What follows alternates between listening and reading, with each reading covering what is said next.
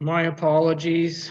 These things kept coming up on the screen and it was shutting me down and kicking me out. So anyway, welcome everyone, and welcome to the September 7th council meeting. I will remind everyone that we are on the traditional territory of the Anishinaabe people under the Robinson-Huron Treaty and the waterways traveled by the Métis of this area.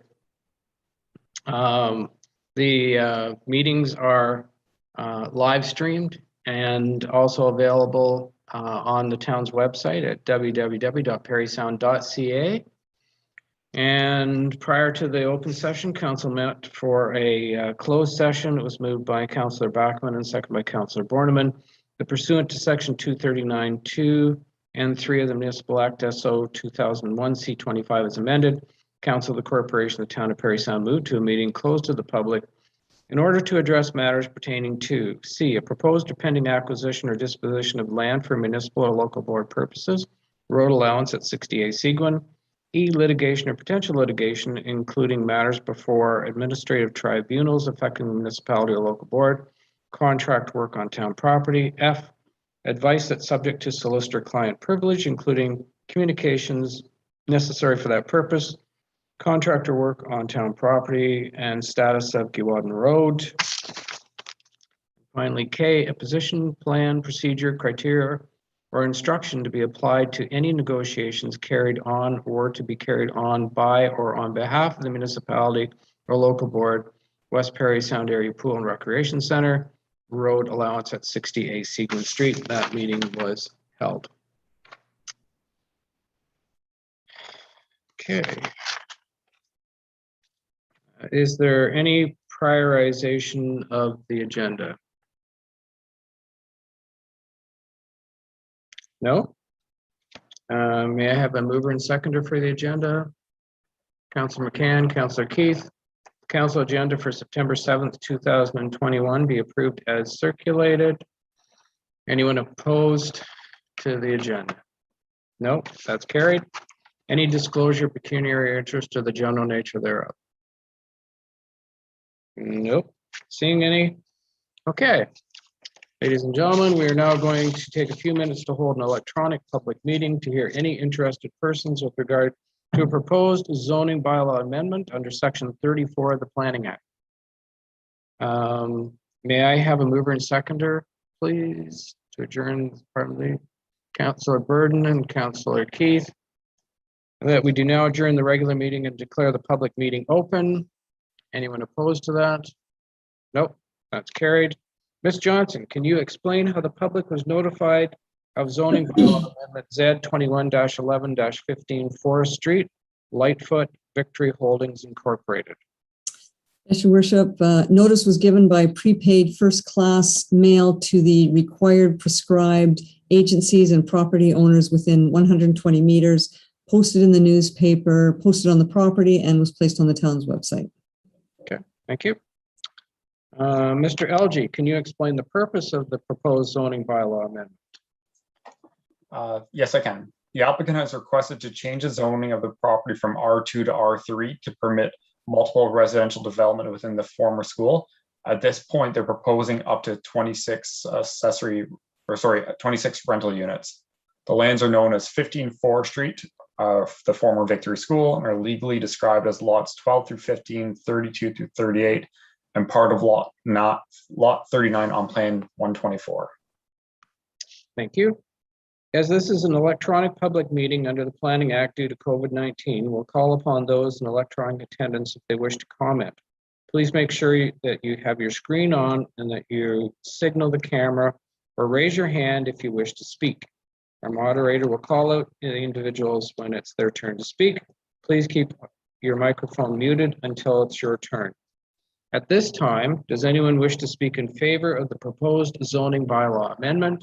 And if so, please identify yourself by name and address.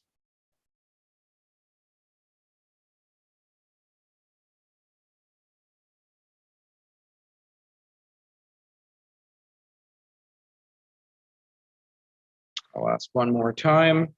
Does anyone wish to speak in favor of the proposed zoning bylaw amendment? Please so identify yourself by name and address. Okay, I am not seeing anyone. So at this time then, does anyone wish to speak in opposition to the proposed zoning bylaw amendment? If so, please identify yourself by name and give your address.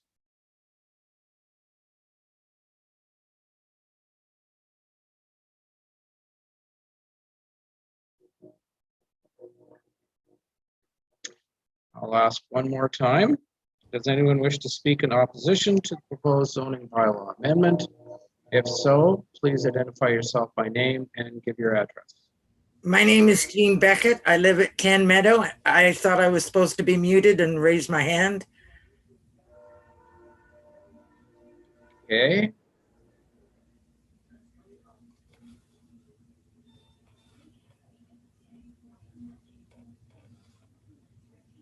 Okay, well, go ahead, Jean. Okay, I live at 10 Meadow, which is at the very bottom of the hill, looking at the very bottom of the schoolyard. And I have some major concerns about this building, about their plans for this. I have some questions, and I also have some concerns. Would you like me to start with a question, or? Well, it's your opportunity to raise your questions. Okay, my first question is, I'm not sure. I've had very little information other than the letter coming out that told me of this meeting. There's been very little information out there, so I don't really know exactly what they're planning. And so I'm just wondering where we are in the process. Is this just a first opportunity, or is this the final opportunity? Where exactly are we in the process of this? Well, this is a public meeting, okay, which is held so that the public has an opportunity to relay their concerns or ask questions. All the questions are taken down, or concerns are written down so that they can be addressed by council at a later date. So you don't get any answers back right here at this meeting. Right, but my concern is, because we've had so little information, I don't know what to ask, really. I had a very brief talk with Mr. Elgie today, and so I have a little bit of information, but as we all know, a little information can be dangerous. But I have concerns. I hear a lot of talk about Parry Sound needs housing, and yes, while that is true, there's a specific type of housing that Parry Sound needs, and I'm wondering whether this is what we need. I have concerns about drainage issues. Mr. Elgie said that the engineer's plans are to tie into Forest Street. Well, this property is a large property, and it's a sloping hill. The pipes coming out of the building will tie into Forest Street, but everything else is going to run downhill. And we already have flooding issues in this corner. We do not have a complete storm sewer system on Meadow Street. We only have a partial system, and the water sheets down Meadow Street every time it rains. So we already have a problem, and I think this may make that much worse. And in fact, there's a $750,000 lawsuit pending regarding this flooding issue, and I'm thinking that may have some bearing on decision making on this issue. Maybe we don't have to say no to it because of the lawsuit, but is that the wise answer? I have concerns about parking. Right now, many of the houses on this street have extended their lawns out to the edge of the pavement. So there is basically no parking on the street. And most of the houses on the street have 3 or more adults in them, which means they have 3 or more cars. So we already have a parking problem with the people that live here. If we add a whole bunch more people, we're only going to make that problem worse. Now, my understanding is it's a lot of apartments going into a small space, which implies maybe it's seniors housing. Well, if there's seniors, then we need even more parking, because seniors need caregivers and grandkids to come and visit, who need places to park. So parking is an issue. And if you take up the whole property for parking, where are you going to put the snow? Wherever you put the snow, it's going to run down the hill and increase the flooding. So there are just so many questions. What kind of housing is it? Is it affordable housing? Is it geared to income? Those are not the same thing. Is it supportive housing if it's for seniors? You know, what kind of housing is it? Is it blended? Is it going to help low income people? I saw a project in Burkes Falls. They didn't have enough housing for their low income people. So they built a major housing complex. And then all the people that the landlords moved in were from Muskoka, and nobody in Burkes Falls got an apartment. You know, we don't want to make that mistake either.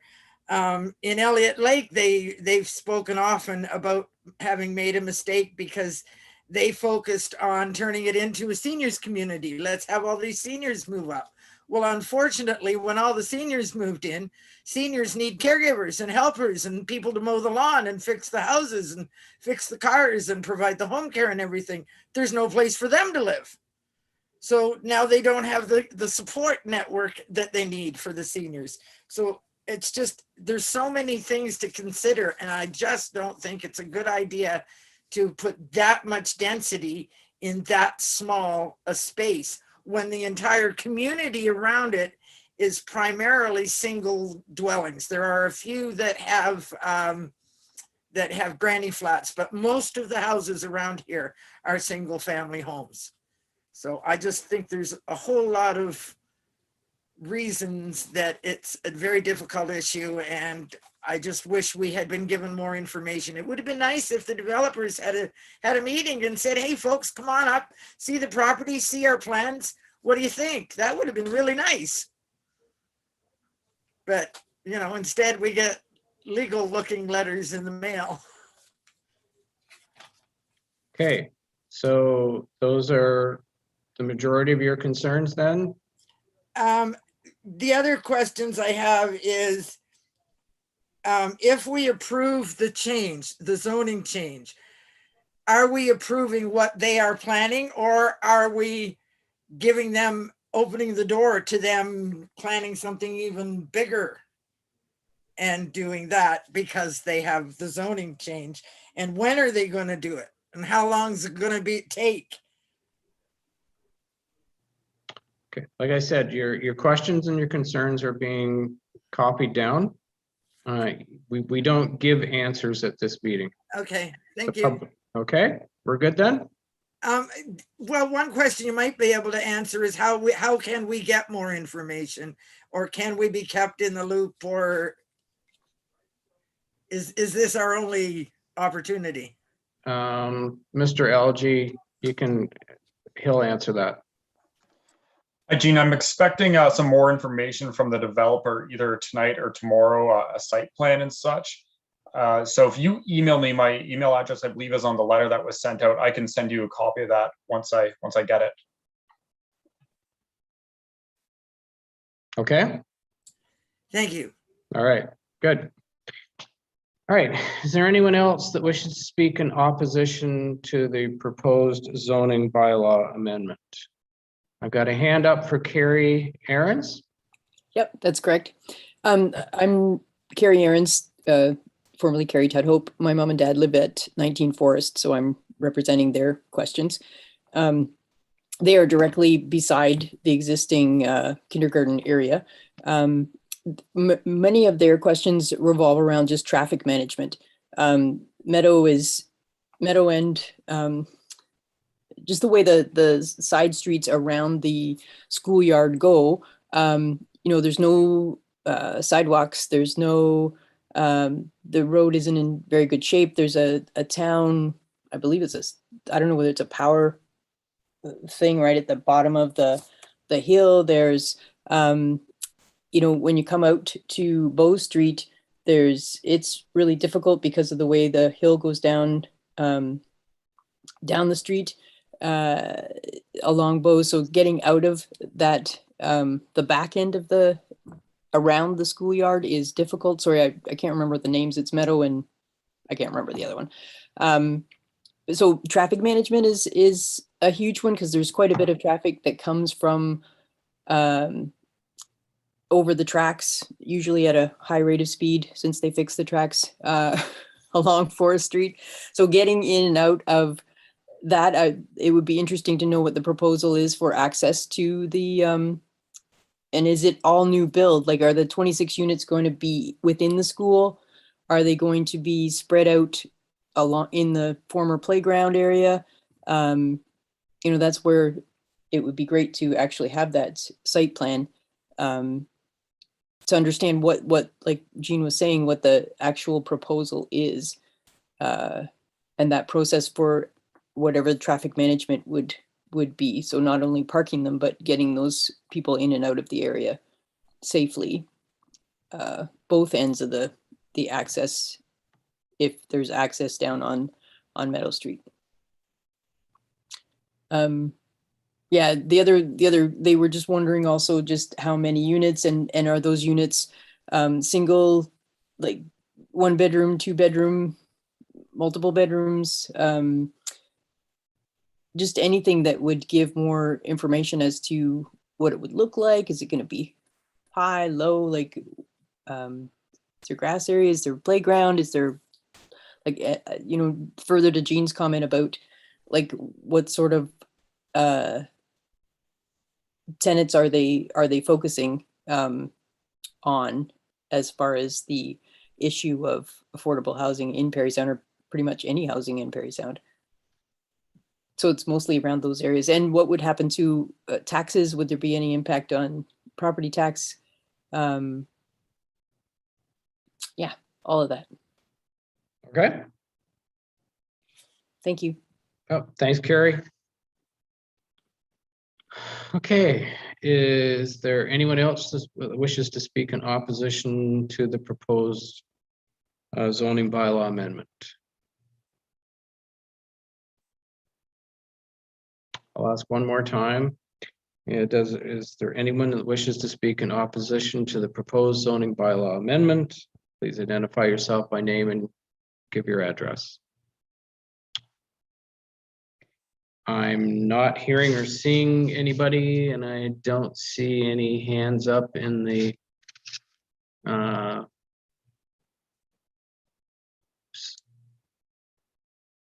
area. So, Mr. LG, have there been any letters received as a result of this notice? Just comments from CP Rail, which I'll go over in further detail in my staff report. CP or CN? I wrote CP, but it might have been CN. I might just wrote it down incorrectly. So I'll verify that too. Okay, all right. All right, thank you. The public should contact staff or check the town's website to see when this amendment will come back for a decision. Council at its discretion may approve the proposed zoning bylaw amendment. If so, it must either circulate notice of passing of the bylaw or give notice in the local press. Objections to the passing of the bylaw will be received by the clerk within 20 days from the date of such notice is given, which objections will be forwarded to the local planning appeal tribunal. If an appeal is submitted and the appellant has not provided council with an oral or written submission before the passing of the bylaw, the local planning appeal tribunal may choose to dismiss the appeal. Thank you, everyone. And I need a mover and seconder to declare the public meeting closed. Councillor McCann, Councillor Horn. Anyone opposed to passing that resolution? No, that's carried. We're back to our regular meeting. Mr. Mayor, point of order, could I'm just curious for the public's benefit, after the public meeting as such tonight, and in the past, we've received more comments and letters following that public meeting. What is the deadline for receipt, whether you're for or against whatever the public meeting was for? Is there a deadline? Mr. Algie? As long as they get public comments into me before I have my staff report to the clerk for the agenda, I try to get them included in any way possible. And the situations where their comments come after the report's published but before council, we tend to just forward those directly to council so they see it. I always advise people the earlier the better though, but it's not too late until it's officially decided upon by council. Okay, that's good. Thank you very much. Okay, may I have a mover and seconder for the adoption of the previous meeting's minutes? Councillor Burden and Councillor McCann. The minutes of the regular council meeting held August 10th, 2021 be approved as circulated. Any discussion, comments on those minutes? Nope. Anyone opposed to the passing of those minutes? Nope, that's carried. Next is questions of staff, and I do have one for Mr. Kearns tonight. Mr. Kearns, can you give us a rundown of what happened with the baskets, the hanging baskets this summer downtown, please? Yes, Your Worship. Sorry, we're having a bit of power issues here right at the moment, so you may see me disappear into the dark occasionally, but I'm on battery power right now, so hopefully that stays in place. So sorry about that. Yes, so staff did note we did have some issues with the hanging baskets, and it seemed to be somewhat constrained to some of the lighter colors of flowers within them. The baskets were recently taken down, and upon examination, they're meant to be self-watering baskets that we have installed. What staff found were that despite the fact that they hadn't been watered in quite some time, the reservoirs were generally full, which led to some root rot within some of the planters. So having said that, I think this was a bit of an anomalous summer again, and whether that's going to be the new norm or not, I think we're going to have to take that into account going forward, and perhaps look at, in consultation with the DBA, certainly perhaps some options to avoid that should we happen to have as wet start of the summer as we did have this year. I think, staff, we were discussing it, and there weren't a whole lot of strings of sunny days together in a row early on in the summer. So staff did modify watering routines according to the weather, but we did find that despite the fact they hadn't been watered in quite some time, there was an awful lot of water contained within them at the end of the season. So that's certainly something I think we're going to have to consider going forward, in terms of, ending up with the best and most robust product we can have.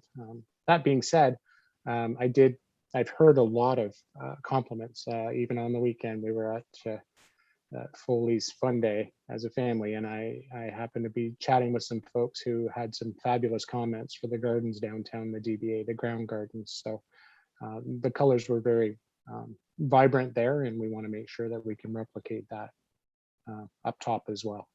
Okay, good. One more thing. I see our new manager in Public Works is on here, Vinny Bonaza. Mr. Kearns, could you introduce him to everyone, please? And maybe he can switch on his camera so we can see who he is. Yes, certainly. So Vinny Bonaza is our new manager of operations. So based over at our McFarland Street Yard. And Vinny, you may be caught off guard by this, but as good an opportunity as any, if you happen to be there and you're able to flip on your camera, that'd be great. You can say hello, and people can get a look at you virtually, if nothing else. So this was not planned. I was not aware that there he is. So Vinny comes to us from a local area contractor. He came to us from Fowler on an area maintenance contract basis. So Vinny's been with us for a couple of weeks now, and we're certainly looking forward to all of us working together and making some advancements. Welcome to the team, Vinny. Yeah. Thank you. Okay, are there any other questions of staff? Councillor Keith.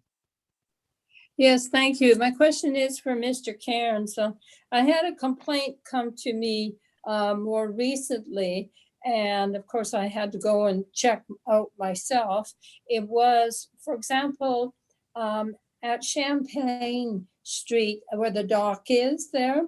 The concern is that boaters bringing in their boats, at the same time they're bringing in their boats, there will be people swimming. And and the similar thing has happened at Salt Dock. How do we prevent this from happening before we have a serious injury? Because I know that people like to play in the water when it's hot, but it's just a matter of time. How do we improve that? Because I could not see signage, but signage alone, I don't think is going to cut it. Has this come to your attention before? And do you have any suggestions, Mr. Cairns? Through you, Your Worship. So actually, I've experienced this in my past. A few years back, we, had an encounter with a number of young people who were swimming at the boat launch when we were trying to bring in our boat personally. So we kind of had a chat with them and just tried to explain the dangers of it. So I'm not sure exactly. I know we've had some discussions internally about this issue, and I'm not sure from an enforcement standpoint whether that's something that's feasible, but I think certainly the education standpoint is important, and we should try and take advantage. Signage, perhaps, but perhaps we can take advantage of the opportunity to engage some of the folks and suggest some safer places. That we have some wonderful places in town to experience swimming in the bay in a safe manner, whether it's at the guarded beach through the summertime, or even the Old Town Beach, which is unsupervised, but certainly a much safer place to swim. So we'll have those discussions with Bylaw and our operations staff and our recreation staff as well, and perhaps take the opportunity to engage some folks if they are in fact swimming in those areas, to explain some of the dangers associated with that, and perhaps some suggestions as to where they can safely find recreation in the bay outside of an enforcement standpoint. So. Yeah, Councillor Keith. My only other comment is, in having those discussions and looking at the situation, maybe there's some sort of barrier that could act as a deterrent, so one is less likely to be skipping into the water in that same area. Because I think education is really important, but there needs to be some sort of deterrent, because I think sometimes people just are not thinking. And I do think between the two spots, we are sooner or later, there's going to be unfortunate situation, and I certainly wouldn't want that to happen to anybody. Thank you. Okay. Any other questions, staff? No? Correspondence, Ms. Johnson.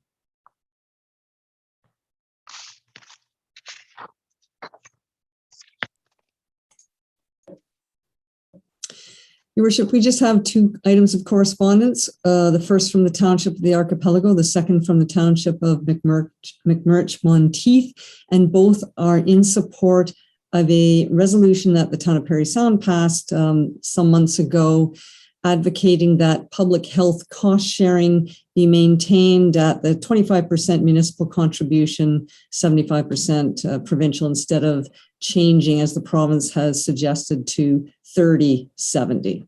And those are the two items of correspondence. Okay, thank you.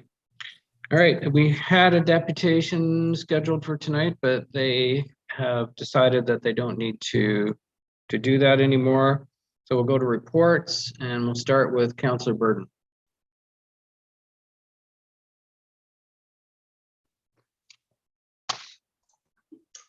Thank you, Mr. Mayor, and good evening, everyone. I haven't had any meetings since the last council meeting. We did, however, receive a message regarding the potential sale of 3 more lots at the industrial park in Carling. A meeting of the board will be scheduled soon to approve these sales to 2 businesses. Tim Hunt, the park manager, reported that that will mark the sale of 17 lots in the past 18 months. Prior to that, no lots have been sold for about 10 years. So that's pretty exciting stuff happening at the industrial park. I had a little back and forth with a Parry Sound resident a couple of weeks ago regarding the town office not being open.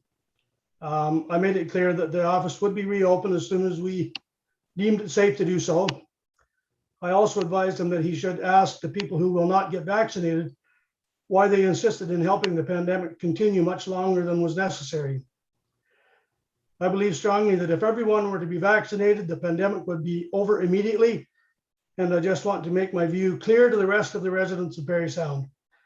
The people of Parry Sound have done a wonderful job of keeping the pandemic in check by wearing masks, social distancing, and other measures as recommended by the province and by the health unit. Unless you have been advised by your personal physician not to get vaccinated due to a particular condition, I don't see that you have a valid reason not to get vaccinated. The vaccines are effective, they are free, they are painless, and they are the way out of this mess. Let me be clear, I respect your right to make your own decision regarding the vaccine, but that does not mean I have to respect the decision that you make. And that is my report. Okay, thank you. Councillor Horn. Thank you. Good evening, everyone. Welcome back. I got nothing. Most of my committees have taken a summer break. They all fire back up in the next couple weeks. So stay tuned for reports from the committees that I am involved in.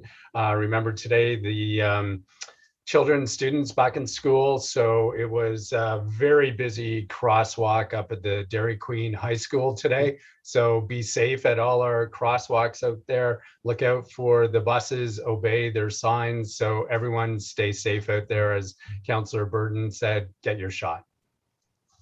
Thanks. Thank you. Councillor Backman. Thank you, Your Worship. Good evening, everyone. As for committees, I have nothing to report on other than I did attend the AMO conference 2 of the 3 days. It was again done via online streaming, and was full of many great panelists and speakers, and of course the Ministers Forum was great. One of the concurrent sessions that I participated was on the suitable innovative housing solutions for our community, and it was evident that this was great to participate in because we do have a lack of suitable affordable housing in Ontario and Parry Sound as a significant problem that all orders of government must work together to address in partnership with the private, non-profit and cooperative housing sectors. And I was happy that to see Mayor McGarvey could chair these discussions. One of the other sessions that I attended was the municipal engagement with Ontario Health Team.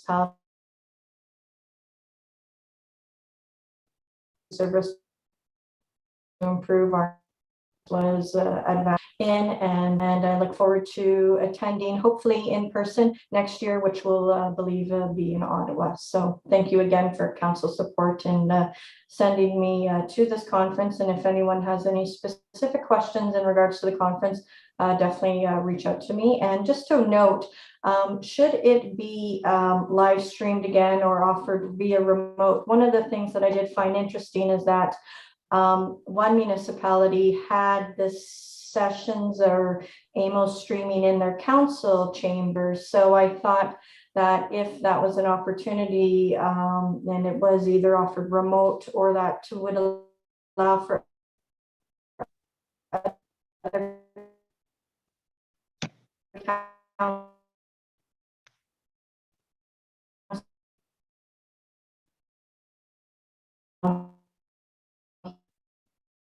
here locally, so that might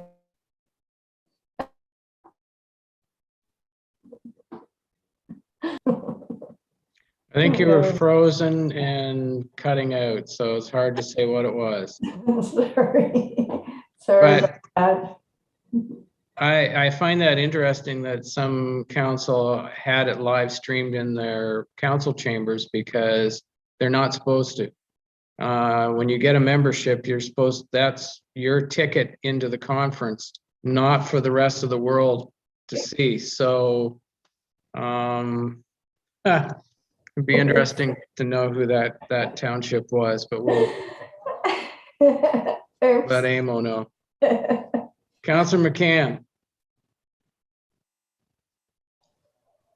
Thank you. Good evening, Mr. Mayor, fellow councillors, staff, and public.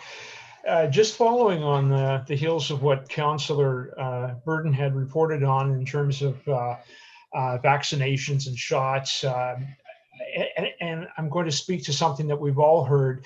Every business that we've been into this summer has been suffering from a shortage of manpower, whether it was a restaurant or a retail store or service company, even the town of Parry Sound. We've all found it very difficult to find workers this past summer. And I want to extend a thank you out to those businesses who have persevered and done a wonderful job. It's been a very, very busy summer. I know the highway's been busy and the town dock's been busy. Been a lot of people around. So thank you to those businesses, and I would hope that things are back to normal next year. And maybe it's time that the Liberals took a look at the idea of maybe paying an incentive to go back to work rather than just staying at home. I get it that some people are still very scared of the COVID, but I think a lot of people just had a good summer's vacation. So I'll leave it at that. But thank you to the businesses who persevered. Belvedere Heights Long-Term Care Board meeting was held on Wednesday, August the 25th. I attended that via Zoom. A lot of housekeeping stuff. We had a building assessment report. As we're moving forward with Campus of Care and trying to decide on what we're doing with Belvedere as we sort of recreate its brand on the Campus of Care, we looked at the building and we had some experts come in and we found out, and I thought this was a low number, but that everything that needs to be addressed, capital costs, maintenance and such, foundation, was going to cost us $3.26 million in the next 10 years. So that, when you talk about good money after bad, that might be another good argument for moving to Campus of Care, because as I've said in the past, we've outgrown the location on Belvedere Hill. So it was interesting to get that report. We had reports from community support services. They're getting busier all the time with transportation. Ted Knight, as you know, was one of our provincial appointments, and he resigned a couple of months ago. But then Don Carmichael, who was also on our board, resigned as councillor from McKellar. So he had to step down from our board. But our board is very much hopeful that we can replace Ted's seat with Don. It's up to the province to make that final decision. But we're hoping that we can move forward. Mr. Carmichael has a lot of experience in long-term care. It's been his life. And of course, we talked about other ideas with regards to Campus of Care, reports, financial reports, all presented. I want to take this opportunity to pass along some sad news. I think by now everyone knows of the death of Tom Mangos. Tom Mangos was the journalist and reporter behind Radio Works Parry Sound. Tom was a friend of mine. He came to Parry Sound a couple of years ago to work in news at the Moose, and then he went on to do his own thing. And as a journalist, he covered local news like nobody else was allowed to. And I'm going to say was allowed to because it's the big corporate ownerships that tell you what you can and can't do these days. But Tom, having no boss above him, made it a real career out of reporting the news, local news, very thoroughly, very articulately. And someone also said, without the sensationalism.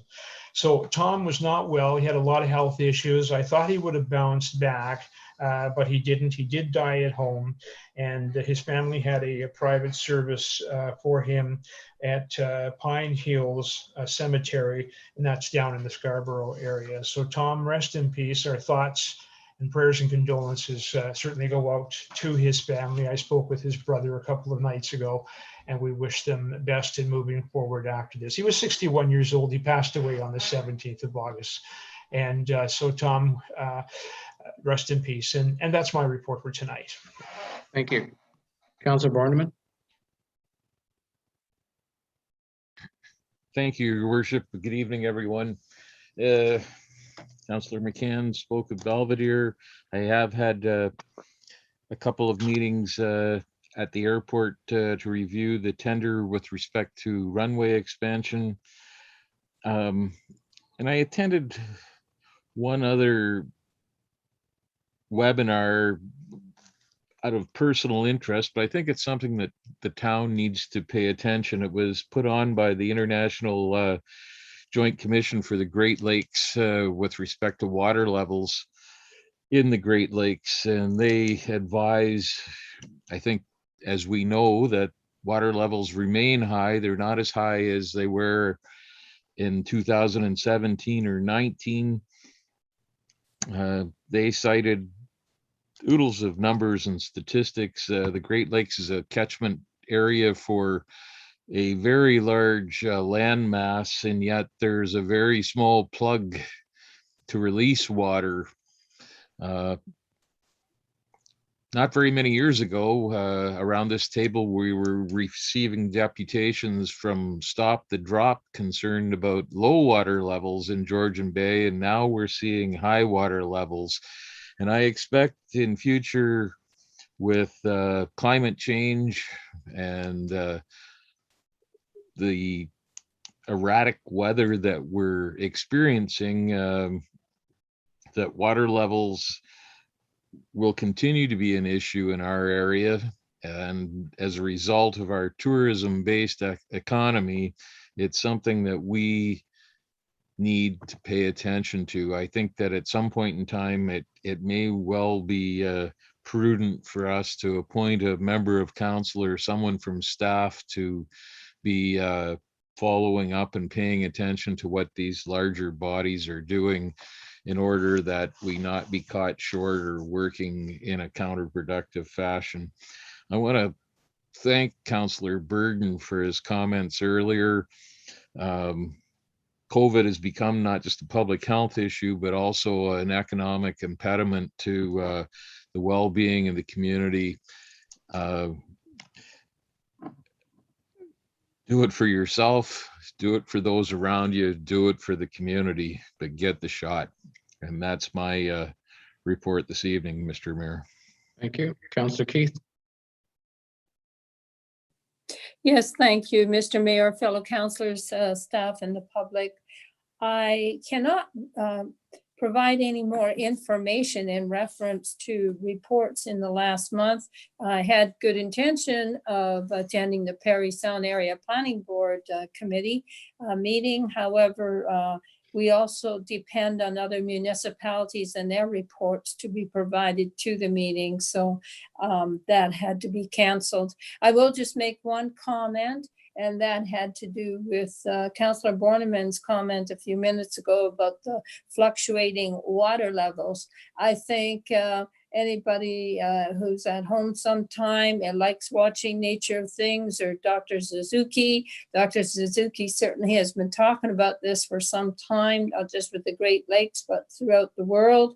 And certainly there is this indication that it certainly affects us, not just what Councillor Borneman has just commented on, but that in planning for infrastructure, how we need to start to look at things differently because of the weather patterns and how it impacts on our municipalities. So I think that's really important when we think further about our budgets in the future and our development within our community. So that's my report. Thank you. Okay, thank you. Council, staff, and public. August 16th to the 18th was the AMO conference. August 14th and 15th, I had AMO board meetings and an Ontario Small Urban Committee meeting.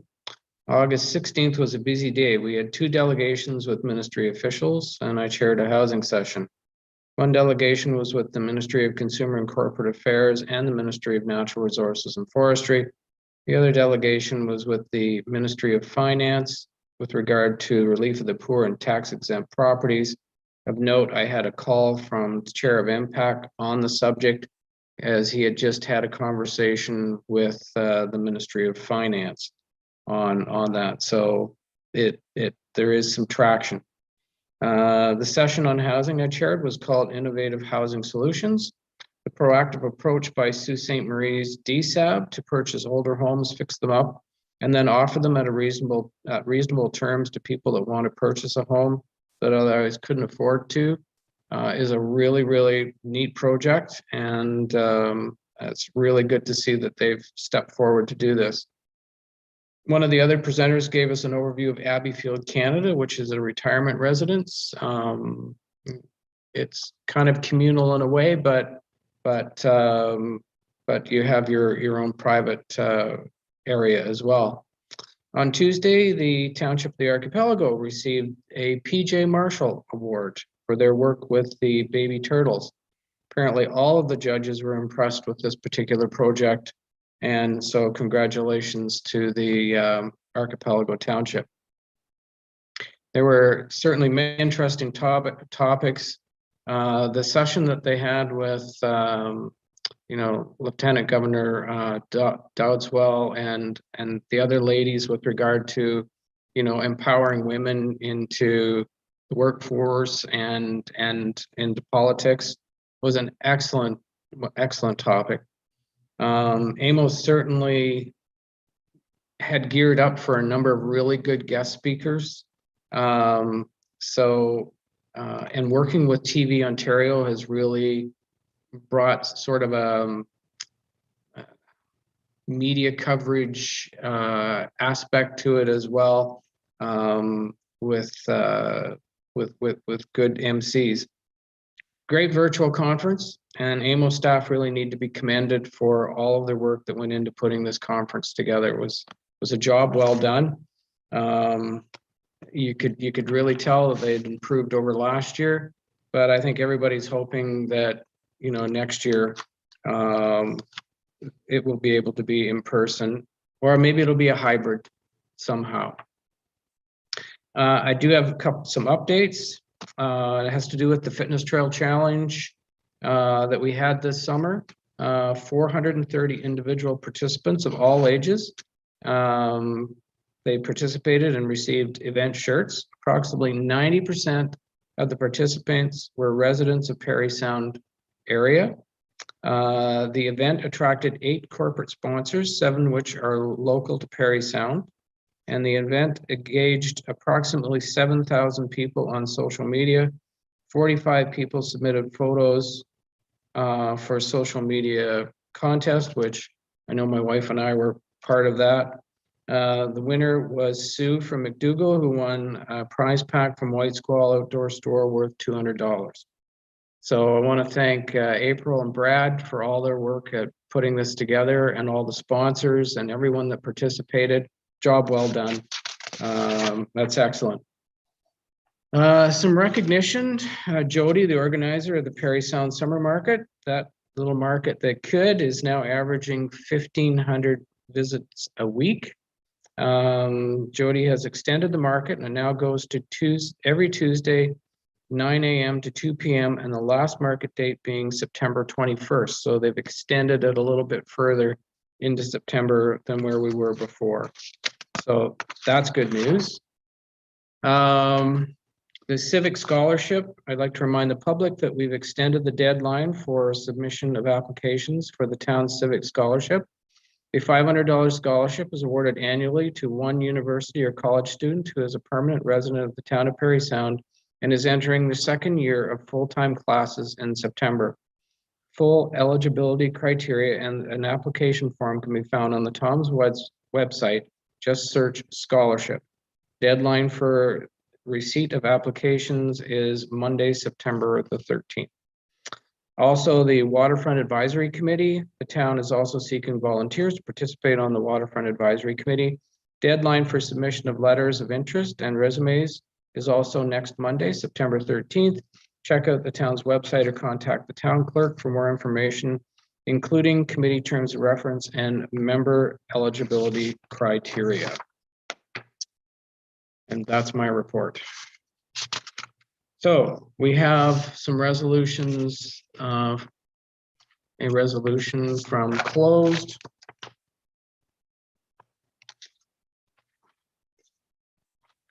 Moved by Councillor Horn, second by Councillor Keith, whereas there have been changes to the West Parry Sound Recreation and Cultural Center Municipal Service Board Agreement since council initially approved the Wellness Center and Pool Committee WCPC recommendations by resolution 2020-147 in December of 2020.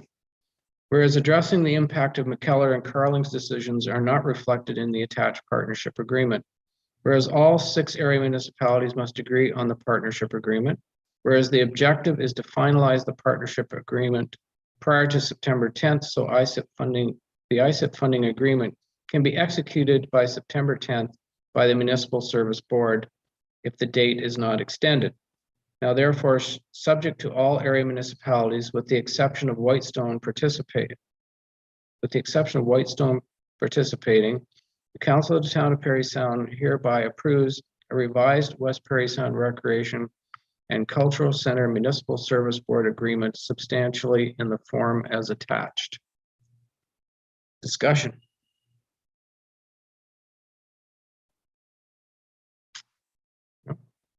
Okay, anyone opposed to the passing of this resolution?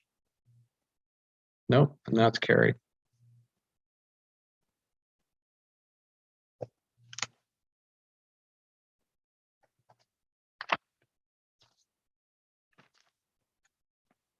Thank you.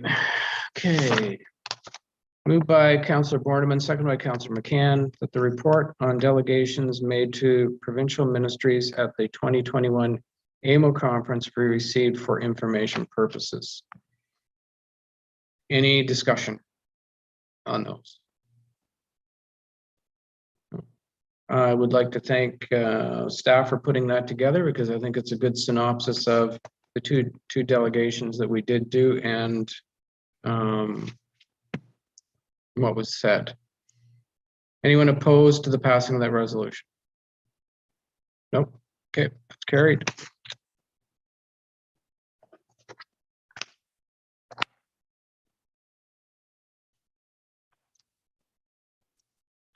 Item 922, moved by Councillor Burden, second by Councillor Borneman.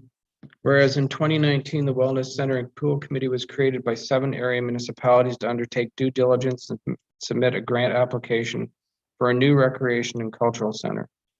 Whereas in December 2020, the town of Parry Sound approved the creation of a municipal service board, MSB, for the purpose of designating, constructing and managing the new recreation cultural center.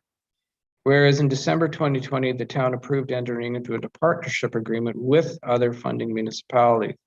Whereas in May 2021, the provincial and federal governments through ISIP have approved 73.3% funding for the new recreation and cultural center. Whereas in August 2021, ISIP requested the funding agreement be executed by September 10th, 2021. Whereas it is anticipated that all municipal funding partners will approve the partnership agreement prior to September 10th, 2021, whereas Mayor McGarvey currently represents the town on the Wellness Center and Pools Committee, the predecessor to the MSB, and Councillor Backman is the alternate. Therefore, be resolved that Mayor McGarvey be appointed to the Municipal Services Board, MSB, and further that Councillor Backman be appointed as the alternate. Discussion. Councillor Horn. Thank you, Mayor McGarvey. Just a question in terms of the September 10th deadline for all the municipalities except for Whitestone. What happens if there is not an agreement by this Friday? Through the mayor to Councillor Horn. It's not exactly clear. I have a meeting, as well as John Fiora, the CAO from the Archipelago, with the ISIP people on Thursday morning.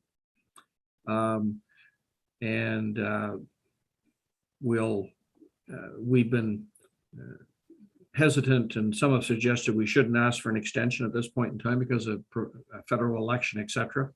But we'll broach that on Thursday morning at our meeting. You follow up? Just to follow up, so there is a distinct possibility that the $24 million through the province and the federal government to support this project could be gone. Is that correct?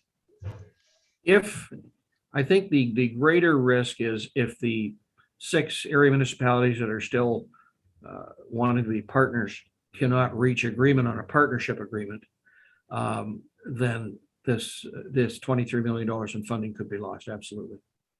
Thank you. Any further questions? Okay. Anyone opposed to the passing of this resolution? No? Okay, that's carried.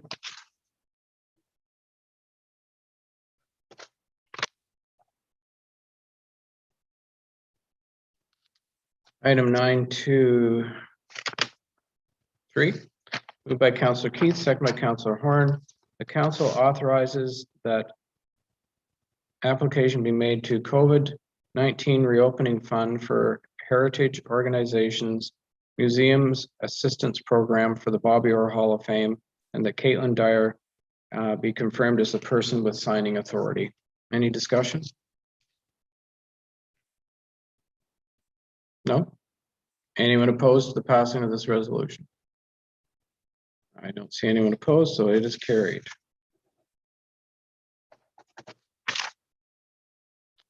Item 9.2.4, moved by Councillor Borneman, second by Councillor Burden. The council authorizes that application be made to the Tourism Relief Fund administered through FedNor for the Bobby Orr Hall of Fame, and that Clayton Harris be confirmed as the person with signing authority.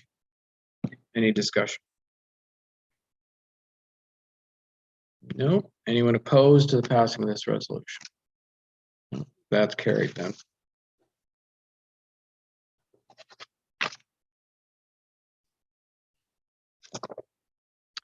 Moved by Councillor Burden, second by Councillor McCann. The council receives the 2020 Reserve and Reserve Fund Annual Report attached to Schedule A in compliance with the town's Reserve and Reserve Fund policy.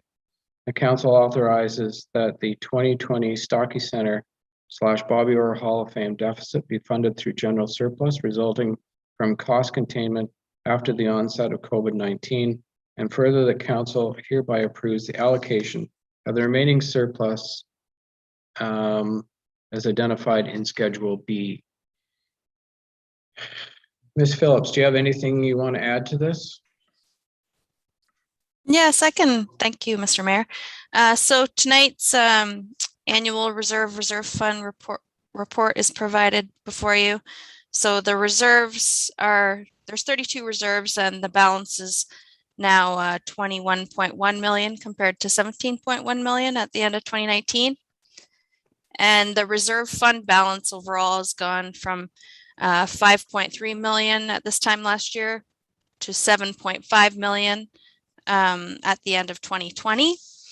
So to summarize kind of what happened in the 2020 year due to the COVID-19 pandemic. So at the onset, there was about 1 million in revenues that were identified to be at risk due to the lockdown and restrictions for operations. So 752,000 of those were related to the Stocky Center revenues, and 134,000 approximately from BOCC and Parks and Recreation. So staff, in order to address concerns for lost revenues and uncertain cash flows after the onset of the pandemic, capital spending was placed on hold temporarily. Part-time Stocky employees were reduced, and summer student employees and hiring was placed on hold. In addition to that, Stocky Center Performance Hall closed till Labor Day and reopened with slight changes to offerings, as well as the BOCC were closed till September and had small changes to our operations as well. In addition to that, town staff were asked to control spending in areas of training, meals, mileage, conferences, and contracted services. In some of those areas, it involved projects that were deferred to be completed in 2021. So those were some of the reasons that led to a surplus of almost 2 million in 2020. And in addition to that, there were COVID-19 grant revenues and some other one-time transfer payments that happened in 2020 that contributed to the surplus as well. And the recommendation to fund so initially we thought that there were 700 or more, a little bit more than 700,000 of revenues at risk at the Stocky Center. So with the cost containment measures at that business unit, the deficit was reduced to 120,601. So in that 2020 was a bit abnormal due to COVID, and given the cost containment that we completed throughout the organization, we're recommending that deficit be funded from the general surplus, where normally we fund that 50% from the Stocky Center Reserve and 50% from the Bobby Orr Hall of Fame Special Projects Reserve. And that is to help with keeping future capital projects going and not depleting those reserves, since the COVID-19 pandemic was a bit unusual for operations. So does council have any more questions related to the reserve report or the surplus? I don't see any hands up, so I will call the question. Okay. Anyone opposed to the passing of this resolution? No? That's good. Thank you. It's carried. Thank you, Ms. Phillips, for the update. Moved by Councillor Keith and seconded by Councillor Horn. The Council for the Town of Parry Sound is hereby approved the draft consolidated financial statements for the year ended December 31st, 2020 in Schedule A as attached, and that the 2020 draft financial statements for the Provincial Offences Act in Schedule B be approved as attached, and that the 2020 draft financial statements for the Administration of Land Ambulance Services in Schedule C be approved as attached. Now, Ms. Phillips, did you have anything you wanted to add to that, or are we expecting Michelle to do something, say something? Mr. Mayor, did you just call out the attachments for the financial statements? Yes. Okay, so the summary I provided was for the annual reserve and reserve report. Yeah. So for the financial statements, I expect that Giselle Bodkin is here, and she'd like to give her, give her independent audit report as well. Okay. So welcome, Giselle. Thank you, Your Worship. I'm here with Michelle Jin, my manager. Oh, good, I can start my video. Hi, everybody. Hi. Do you know if I can share my screen? Hopefully the host will let me. I'm just going to give a couple highlights on the financial statements and where we're at with the audit right now. So I'm hoping that I can share this. Share. I know it's late in the day, so we won't be too long. Can everybody see my screen? Yep. Okay. Yeah, so this is just our final audit report to council. And in it, there are certain things we have to report to you when we finish our audit as part of our CPA standards. And just wanted to highlight that the status of the audit, we're happy to say we're done. We were hoping, Stephanie and I, that we could finish it early in the summer or late June, but again, COVID, just doing all the remote audit. So it was a bit delayed, but we really worked hard, and your staff worked really hard to provide us with the information we need. So just a summary of the audit, all we need is, once you approve the statements today, we'll get staff to sign our management letter, and then we have to do audit work up to today's date, which isn't usually too difficult. So we can probably finalize after you approve tonight pretty quickly. Just to remind the council that the materiality is around 700,000. And just to let you know that if there were any like significant weaknesses in controls that we thought we'd bring to your attention, we would do that. If there's small little advice to give the staff for controls, we just communicate that with them. We didn't have any major deficiencies in internal controls that we think we have to bring to council's attention. Independence is that Michelle and I and the audit team were not related to Stephanie or Clayton or any of the town staff that we work with. We did have some adjusted differences, but they were all below materiality, so no problem there. And just one of the things through you, your worship, is we're supposed to ask before we finalize the audit statements, is council aware, or is anyone approached you that are worried about fraud at the town or anything like that? We're supposed to ask that at the beginning of the audit and also at the end before we release the statements, if anything's come to your council's attention. Well, not that I'm aware of, but I do have a question for you on that. So when our audit's done for our DSAB, District Social Services, they never ask that question. And I asked them about it last time. Okay, when we had our this done. And they said, oh, it's because we're not at a financial level of whatever. And this has been asked, like it's asked for our AMO, it's asked at other organizations, and you've always asked it here.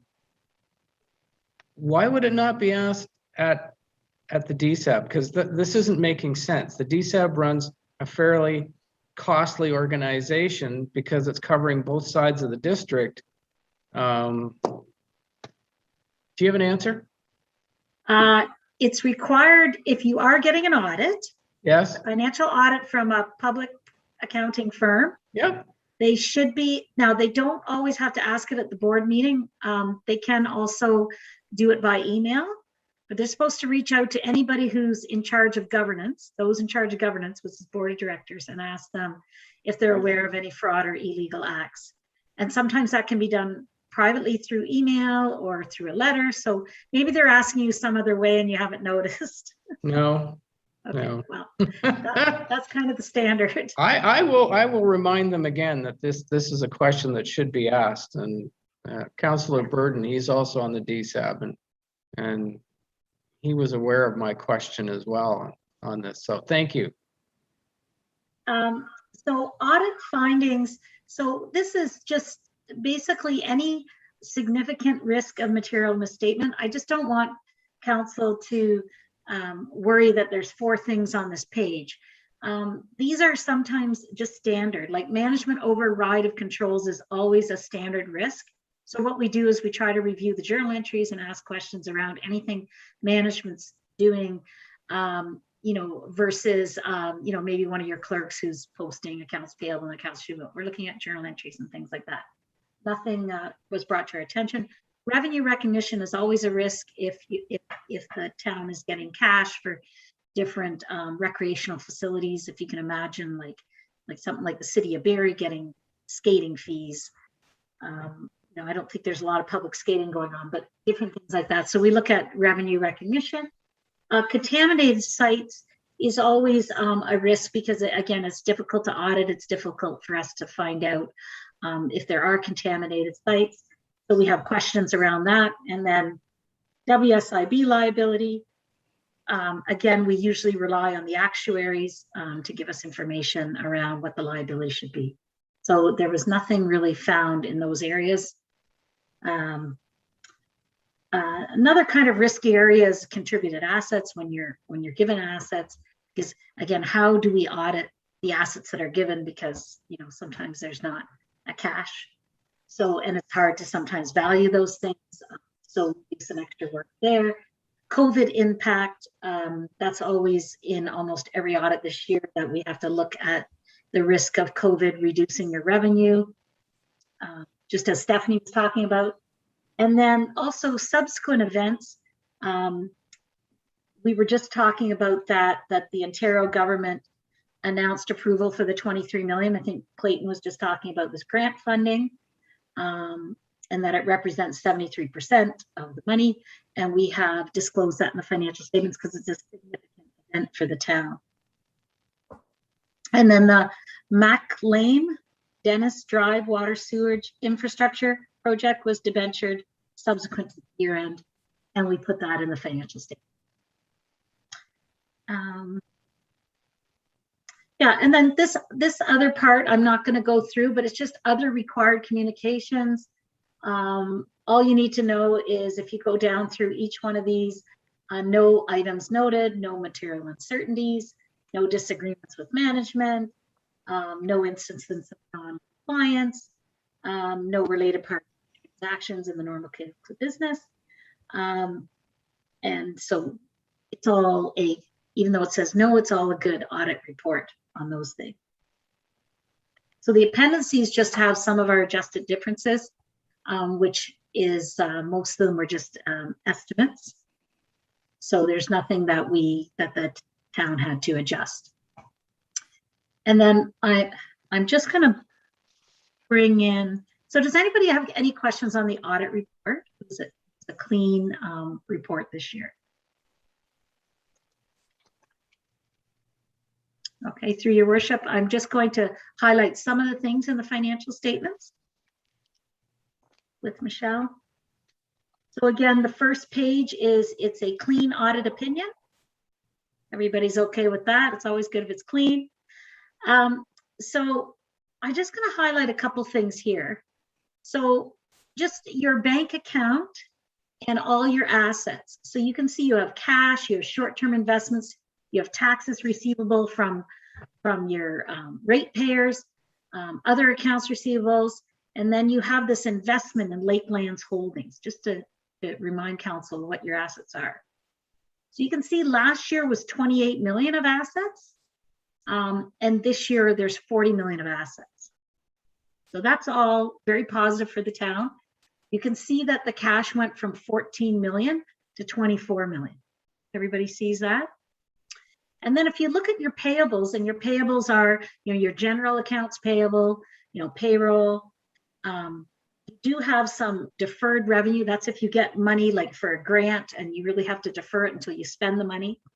And then you have your long-term debt, which went from 18 million to 16 million. So you can see that, even though your assets went up here, your payables only went up by a couple million. So see that your net financial assets, which would be kind of like your working capital, if you collected all the money from everybody and paid all your bills out. Last year you had 6 million, and this year you're at 14.8 million almost. Okay, and part of this is, as your treasurer had said, a deferral of some capital projects, some more government grant money that came in to the province to support the municipality. So all in all, your balance sheet is very strong. Now, having said that, you might say to me, oh yeah, but we had 20 million that we're going to spend next year. So you're really negative 6 million. So it's always about what you're spending in your capital fund. So you always have to look at that TCA, I call it TCA, but it's wherever, whatever your major capital funding projects are coming, which is what your reserves are. And remember, of this 14 million, almost 6 million is sitting in this investment in Lakelands Holdings, which is not cash that you can just, kind of get rid of. So if you look at last year, you had 5.9 million, but of your working capital, 5.8 was really Lakeland. Whereas this year, you're at 4.8 million and 5.8 is Lakeland. So there's almost like $9 million of kind of extra cash. And that's where it's sitting. It's sitting here in extra cash flow at the end of 2020. And then if we go to like the income statement, just looking at, what you collected in property taxes, taxation from other governments, you can see more provincial grants. And also this one budgeted item, well, it's contributed capital. Most of that was the OPP. When you assume that asset, you get to record that as like revenue to the town. And that was over 600,000. So you can see that the revenue actually went up this year. And as Stephanie said, up from budget. And then if we go to your expenses, again, your expenses last year were 32.2 million. This year's expenses are 31.7. So you actually went down in expenses.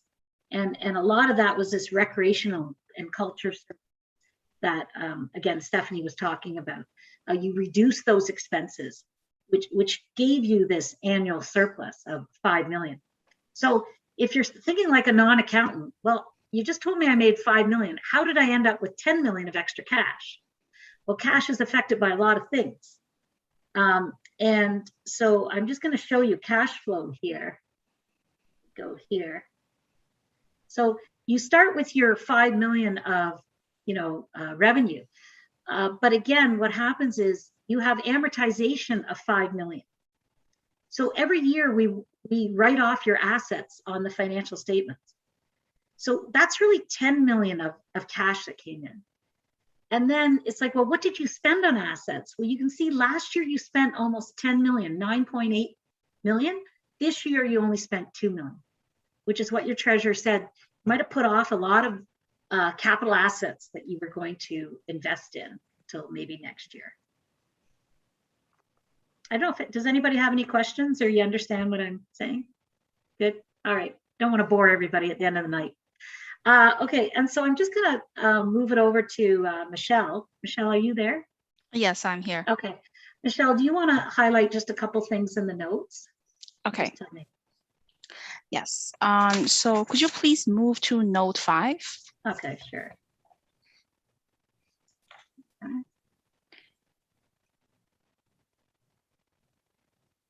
Yep. Yeah, I think this note is new this year because it is related to the developing cost on the lots on Dennis and Mike Klein Drive for residential purposes. So in this year, the town has passed the bylaw to impose the fees and charges to the property owner and give each property owner the option of paying back the cost over times up to like 20 years with interest or immediately. The total cost incurred on the project were approximately 830,000. And this was included on the long-term receivable on the consolidated statements of financial position. As you will see, this is actually new this year. So that's why our long-term receivable by the end of the year is 830,000.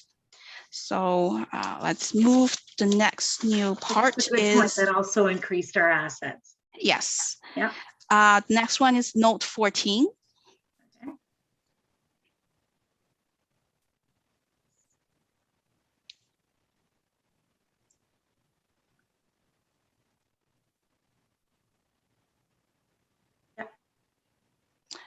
Maybe the next page. Okay.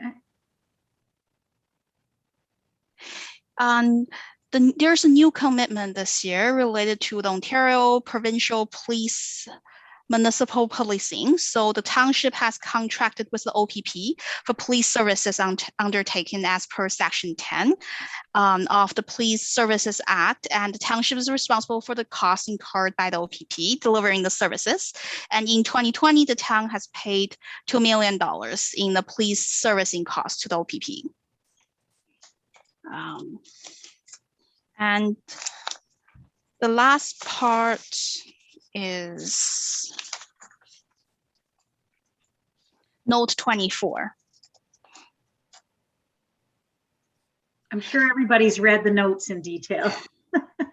Yeah, the Note 24 is also new this year. It's a subsequent event. I believe it's what we discussed this year regarding the additional grant for the planned West Parry Sound Recreation and Culture Center. I think these are all the highlights I wanted to point out for 2020 consolidated statements. Thank you very much, Michelle. So through your worship, that's our report. Just turn it back over to you for any questions. Okay, thank you. Can you stop screen sharing so I can see who, in case somebody has a question? There, now I can see everybody. Were there any questions with regard to the financial statements? I'm not seeing any, so I'm going to call the question. Anyone opposed to the passing of this resolution? Nope, and that's carried.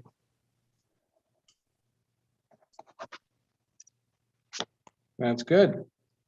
So I want to thank both Michelle and Giselle for being here tonight and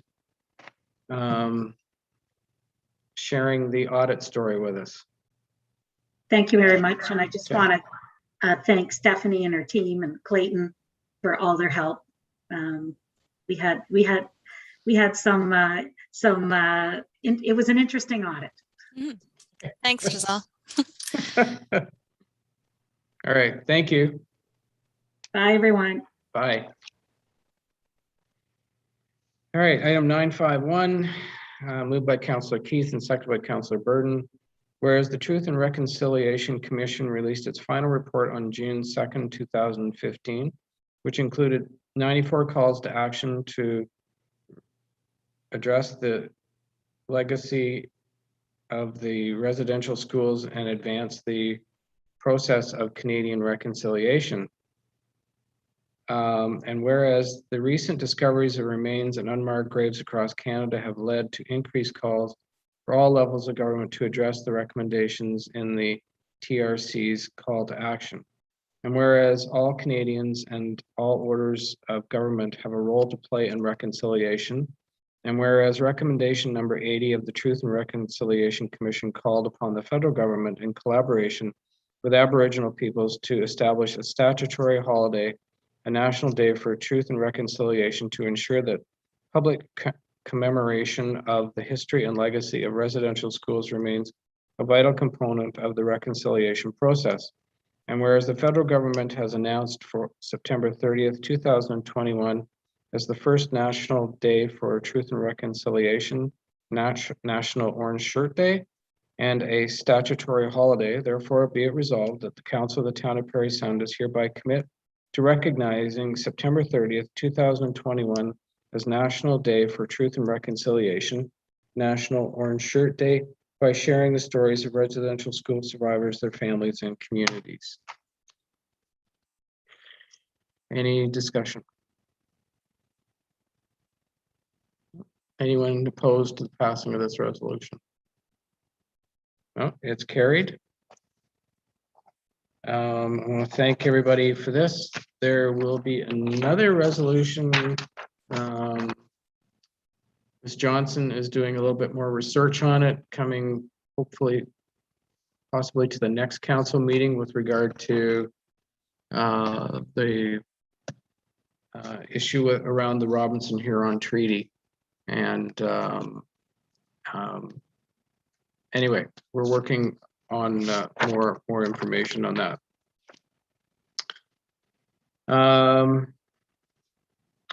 Moved by Councillor McCann, second by Councillor Borneman, that bylaw number 2021-7162 being a bylaw to amend a bylaw 2004-4653, the zoning bylaws amended for Z 2110, 14, and 18 Bow Street, Upton, be considered as read a first time. All in favor? That's carried. All members in favor of having the second and third reading? Good, carried. Moved by Councillor McCann, second by Councillor Borneman, that the bylaw above mentioned be considered as read a second and third time, passed, signed, and sealed. Any discussion? Councillor Keith? Yes, could Mr. Elgie explain what is happening here, please? Thanks. Certainly. Through your worship, this is a rezoning application submitted to essentially permit 7 residential units above a small amount of commercial space. The exemption would be to permit a reduced rear yard setback of 1.2 meters. Currently today, 0.9 meters is permitted, but only for an auto car dealership. So in staff's opinion, this isn't quite as offensive as a use. Staff is also recommending reduced parking space dimensions for all non-AODA spaces. This is to allow the greater buffer and more vegetation on the site and other vegetative buffer between the roadway, possibly. And then the technical extension to the cumulative cap on floor area to lot space size as it relates to residential units. So that had to be omitted as well. Okay. Any further questions, comments? Okay, anyone opposed to the passing of this bylaw? Nope. Okay, that's carried.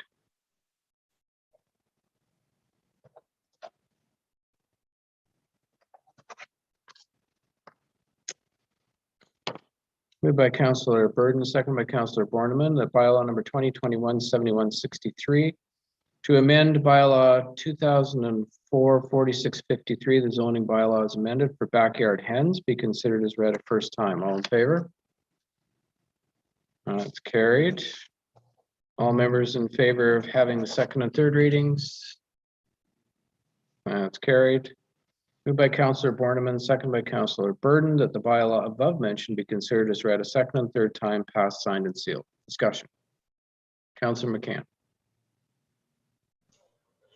Thank you, Mr. Mayor. I appreciate that staff worked hard on bringing this forward. It occurred to me, and I had wondered perhaps if council would consider the idea of putting this as a question on the next municipal ballot. In other words, a plebiscite. Because I think there's a 50-50 split in town. There are so many people that want it. There's so many people that don't want it. And I think this is an opportunity for the people, just like when voting for the fluoride, except that was a little bit of a different situation, the people had their say. So someone said to me, well, that's the easy way out, Doug. Well, no, I think that's the most democratic means of approaching this. So I'm wondering if, and Ms. Johnson had given us some information as to how to proceed with putting this down, forming this as a plebiscite and the procedure and protocol moving forward. So I'm just wondering if we can do that and if there's an appetite for it. Well, I'll put it to council. I guess I need to hear from each one of you whether you want it to go to a plebiscite or whether we deal with it tonight. I'll start going across. I'll start with Councillor Keith. She's got her hand up. So. Yes, I don't think there's a need for a plebiscite here. Mr. Elgie provided a report I think was quite thorough. He also indicated there was a public meeting and we saw the numbers of the people who were pro backyard hens and who were against backyard hens. So having them, the bottom line is I'm prepared to vote tonight without going to a plebiscite. Plebiscite, as I recall, the last time around, it is also something, it's quite expensive to do that. And I just don't think from the numbers that have been gathered here, it's necessary. That's my comment. Thank you. Councillor Borneman, your thoughts? I agree with Councillor Keith. I think that, you know, it doesn't matter how we go about this. We're not going to make everybody happy. Let's get it over with and bite the bullet this evening. Thank you. Councillor Bachman, your thoughts? Yes, in regards to this, yeah, I don't know if it has to go to election. I think there's work that can be done by staff if we're not able to come to an agreement this evening. I think there are other options, but I'd like to have a more fulsome discussion with staff and council regarding what is presented before us before making that kind of decision. Councillor Horn? No plebiscite for me. We're put in this position in these chairs to make these decisions on behalf of the citizens of Parry Sound. And like Councillor Borneman said, you're not going to make everyone happy. So I'm ready to vote tonight. Councillor Burden? I agree. I don't see a need for a plebiscite, and I'm prepared to vote on it this evening. Okay. So follow up then. I wonder if we could make an amendment then to this, that this be a project pilot, so that moving forward, we have an opportunity to explore, perhaps maybe in a year's time, how this materialized, how it worked out, or how it didn't. Well, you're inviting people to invest a significant amount of money and time into this, and then, you know, I don't know. Ms. Kruger?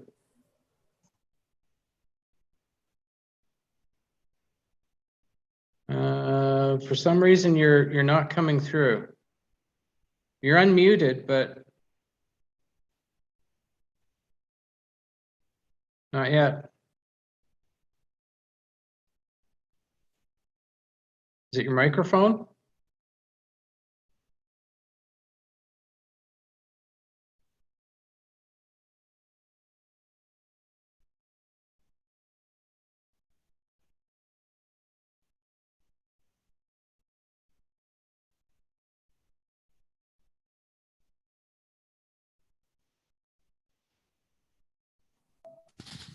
Let's try that. Is that There you better? go. Oh, All perfect. right. Okay. Sorry about that.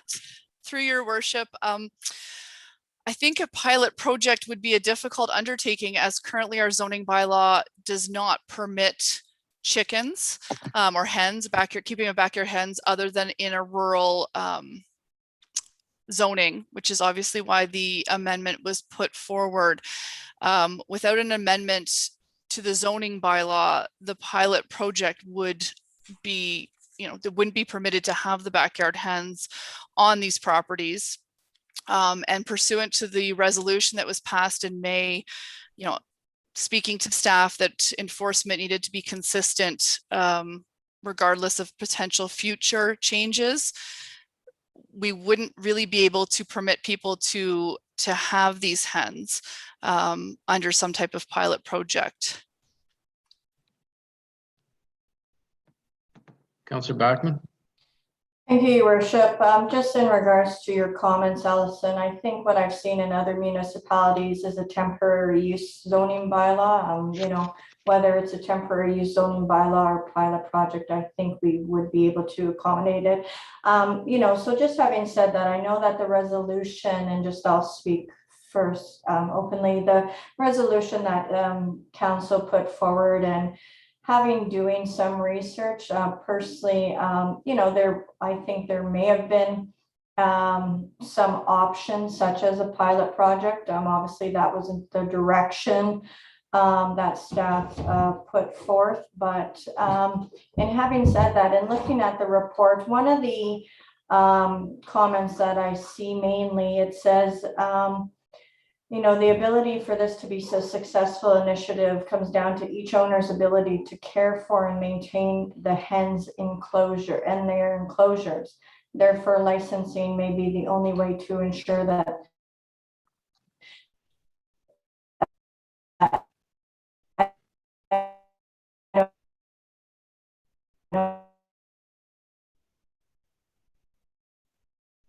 Councillor Bachman, I don't know whether you can hear us or not, but you're frozen, and I'm wondering if I'm wondering if you shut your video down, maybe it will allow for audio. Regulation in any garbage disposal. So I'm wondering, to dispose of this, and at what extent are the current residents that do have these hens, how are they disposing of this feces?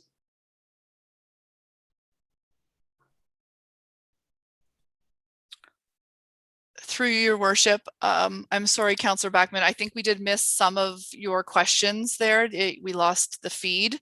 I think perhaps you were questioning the enclosure, and that's the last part I heard other than the end about disposal. Sorry about that. Yeah, I do have an internet issue.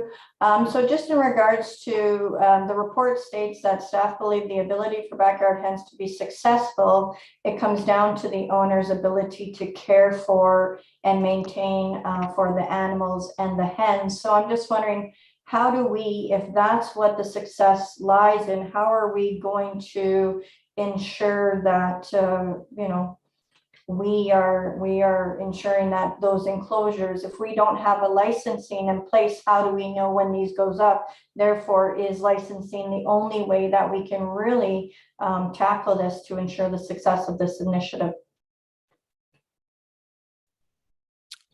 Through your worship, licensing is one option, where potentially there are inspections, as you said, as these are going up or people are undertaking backyard hens. However, similar to dog ownership, concerns when it comes to any type of animal ownership, it does come down to the owners, you know, being responsible and doing their job to take care of the animals. We operate on a complaint basis when it's concerning dog ownership. That would potentially be also the way we could manage the hens. You know, owners that are not, you know, they're caring for the hens properly, they're keeping them in good repair and keeping them clean, and not allowing them to roam and disposing properly. We would not likely have any concerns with those. And we would not have knowledge of them if there wasn't a licensing portion. However, as soon as there was a concern, it's likely that we would have knowledge and would be able to address those concerns at that point. Okay, and just as a follow-up in regards to the disposal of manure and dead animals, if we don't allow this through our waste system, what options do people have, or what do you think people who currently have chickens are doing, and is that a problem within at this time? Through your worship, those issues weren't raised as concerns for any of the properties that I'm currently dealing with that do have backyard hens. You know, at this time, it hasn't been an issue. The owner would be responsible for finding an appropriate disposal method if they did have issues with deceased birds, and similar with waste, they would have to secure a disposal method that would be appropriate. We did put within the regulatory bylaw that there would not be composting on site, as one of the concerns that was heard from residents was issues with odor, and obviously composting can sometimes create additional odor if you're looking at you know, waste from the chickens that is being used on the property. So that was something that we, you know, listened to from the public and wanted to address by not allowing composting. Okay, thank you. Any further comments? And Councillor Bachman. Thank you, Your Worship. Just in regards to the education component, it notes that education would be posted on the website. I'm going to be very you know, stern in my request that I think it would be very valuable, especially when we look at the disadvantage that this is putting on, obviously, your role and the costs associated.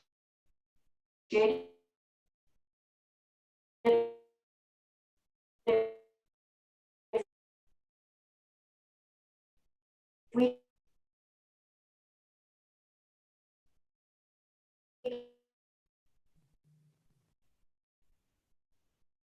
and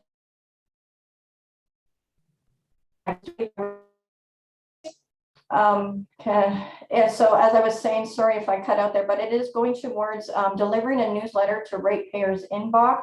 I think posting on the website is good, but when we want to educate, I know we have the tools in place, and I think that as a short-term solution to perform better education to our ratepayers, delivering to an inbox would be cost efficient. And hopefully that would put less burden on our bylaw to have to deal with any matters, because we are educating the public.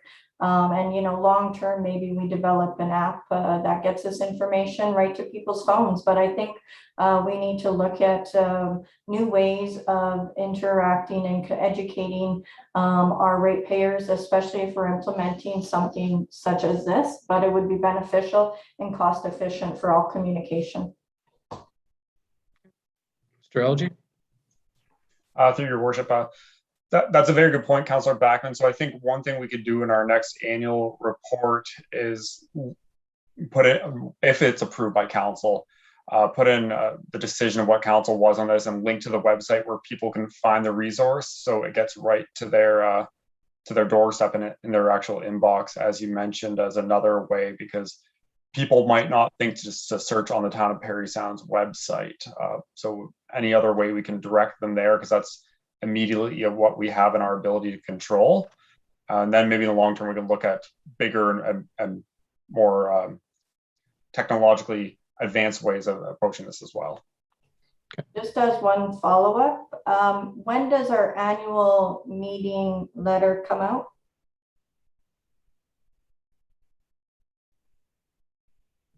The annual one's once a year, but there's quarterly ones, I believe, as well. So Just saying it may have to happen sooner. I get where we're going, but yeah, it would be really nice to see that happen. So thank you for hearing me. Councillor Borneman? So I may have missed this. I think this question, I'm not sure if this is for Mr. Algie or Ms. Kruger, and I may have missed this in the report, but can someone tell me how long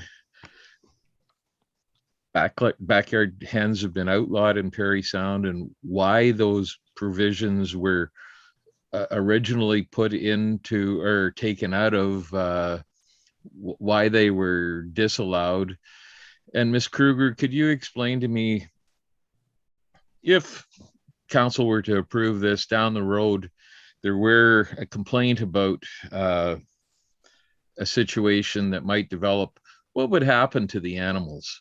How would the situation be addressed and be corrected?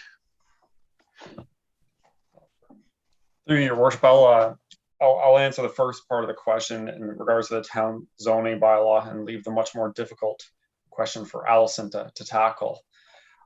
So the town's bylaw, I don't believe zoning bylaws ever consciously said no backyard hens. What they've always said is no farm animals or hooved animals, and they use very generic wording like that. And it's always been that way, I believe, going back into the 1970s.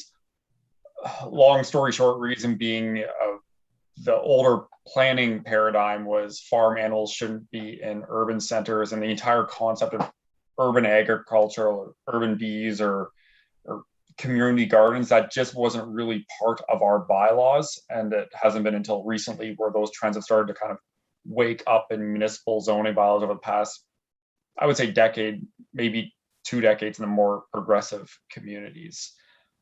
So that's the reason for it. It wasn't a conscious no hens, it was just no farm animals of any sort.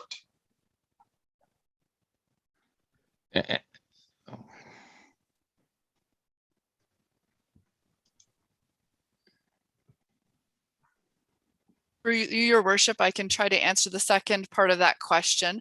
Similar to any type of bylaw infraction or a concern, and if there was an issue, an investigation would be undertaken, determine what the concerns are. Depending on what the issues are, if it's a case of maintenance or cleanliness, the owners would be advised of the regulations, we obviously provide education and tools and resources, access to information of how they should be caring for the hens properly. If with any bylaw concern, we're always looking for compliance and trying to assist the residents in making the situation better and within compliance with the bylaw. It would be up to the owner to determine, if they had too many hens, they would obviously have to reduce numbers. If they had work to do in order to maintain their enclosure, that would be on the owner of the hens. If there wasn't compliance, similar to any other bylaw concern, we would move forward with our other bylaw enforcement tools to ensure that there was compliance with the regulations. Okay, Councillor McCann.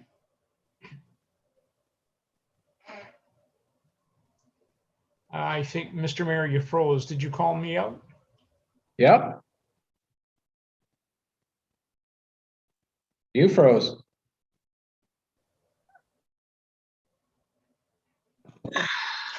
We're all froze. Can you hear me? I can hear you. You froze up, yeah. Oh, okay. Are we back?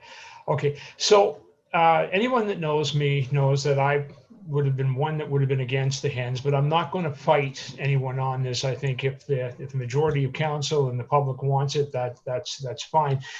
I worry about the process of enforcing this, and we have great people that work in our bylaw department. Ms. Kruger, I can't tell you how many times people have said to me, I have this problem with this, but Mrs. Kruger, she was the most friendly person, handled things very diplomatically. And I know that there's a process, and people who won't follow the rules aren't going to follow the rules, and they know how to play the game, and they can stretch these things on forever and ever. And I'm worried about the next door neighbor who's going to be up to their wits' end because somebody's not complying with the bylaws that are set in place. That's my biggest concern with passing this tonight.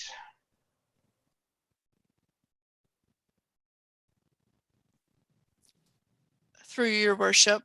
And that, as any bylaw infraction situation arises, we do see that there are some people obviously that don't want to comply, and it can be a process in order to deal with the situation. However, it is the same enforcement process we use for all bylaw infractions. And if we must make use of the court system, we do. And that's the process that's in place in all situations. It's not always a perfect process, but it is the process that we would follow for any type of infraction. Councillor Borneman. I think I understand where you're going, Ms. Kruger, but I'm just having trouble wrapping my pea brain around this. Are we going to ultimately seize birds from somebody's backyard, confiscate them, and house them in some way, or sell them off to someone else? At some point in time, the rubber hits the road. If there's a situation of non-compliance, somebody says, I'm the farmer, I know what I'm doing, you don't. How do we rectify these things? We're going to have to put a chicken pound next to the dog pound. Well, that's what I'm saying. Like, where does this end? Through your worship, similar to dealing with a violation with a dog, we do not have the power to remove. So we would not be entering onto property and removing animals. We would be using the court system if there was somebody that was non-compliant and did not want to come into compliance. Our first step is always to try to bring people into compliance when possible. But if they will not or do not want to come into compliance, then that is the tool that we have at our disposal. Councillor McCann. I appreciate what you're saying, Ms. Kruger.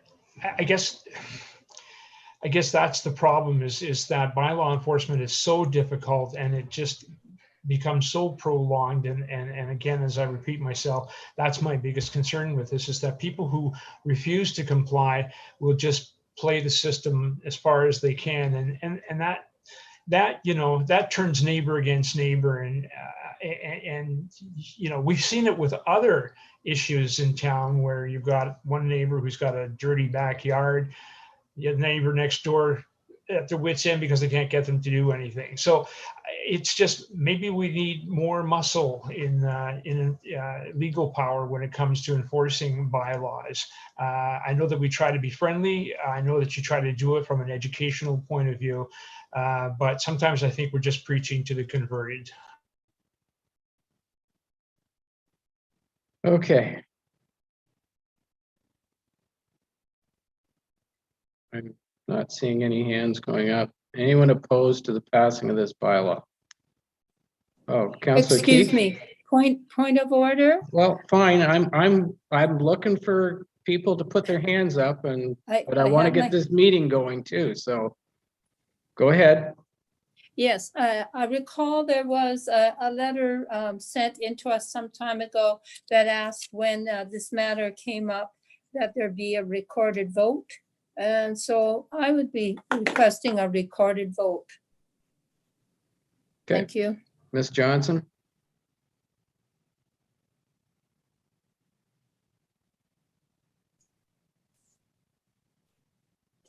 Your Worship, would you like me to start the recorded vote now? Yes, please. Councillor Bachman,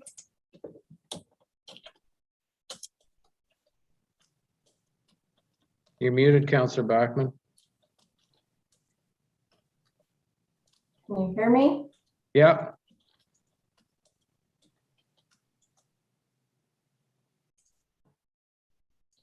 Yes, I'm in favor. Okay. Can you hear? Yeah. I'm frozen. that was yes. She said yes. Yeah. Councillor Borneman, No. Councillor Burden, No. Councillor Horn, Just a question of clarity. Are we voting in the affirmative for the bylaw or negative Yes. for the? No, affirmative for the bylaw. Yeah. No. So it's So yes, let there be chickens. Councillor Keith, Yes, Councillor McCann, Reluctant, yes. Mayor McGarvey, Yes.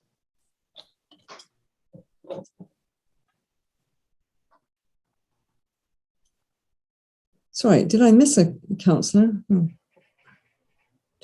No. The vote is 5-2, carried. Okay.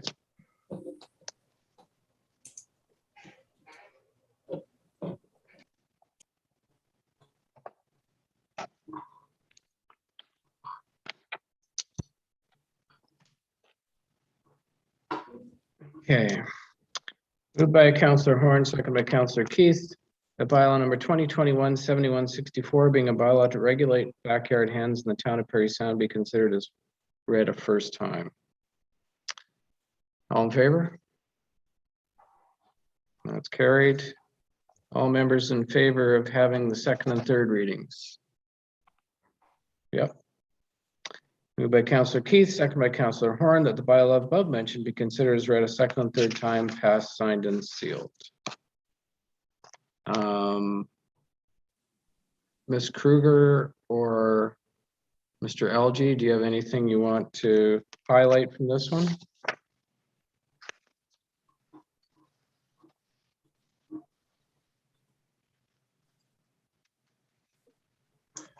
There's nothing I would like to highlight myself on this one. Sorry about the delay there. I was struggling with the unmute button. Okay.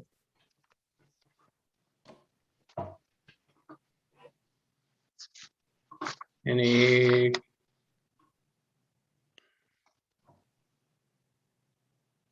I've got an alternate one too. What's the difference between the two?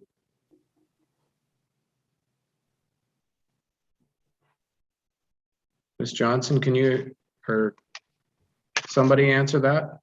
To you, Your Worship, Ms. Kruger must be unavailable right at the moment. The difference between the two bylaws is that the first one, the one that's on the agenda, does not have a licensing component. The one that is the alternate does have a licensing component to it. Well, if I can make a comment, I prefer a licensing component to it.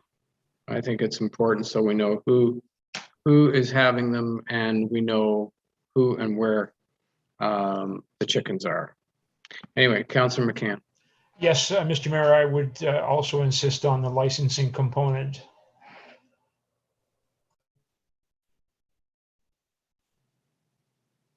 Any other comments? Just a point of order, then can you make it clear which one we are voting on then when we call the vote? Well, I'm going to have to ask here because the one that's here is, I mean, do we have a choice? Then,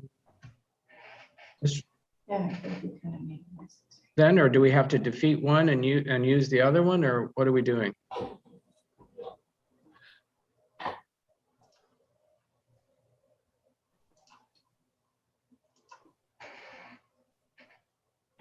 From the clerk's perspective, there is a choice there. There is the original, there is an alternate. You may simply move to choose the alternate if that is the one with the licensing, if that is the one that you would like. Okay. All right.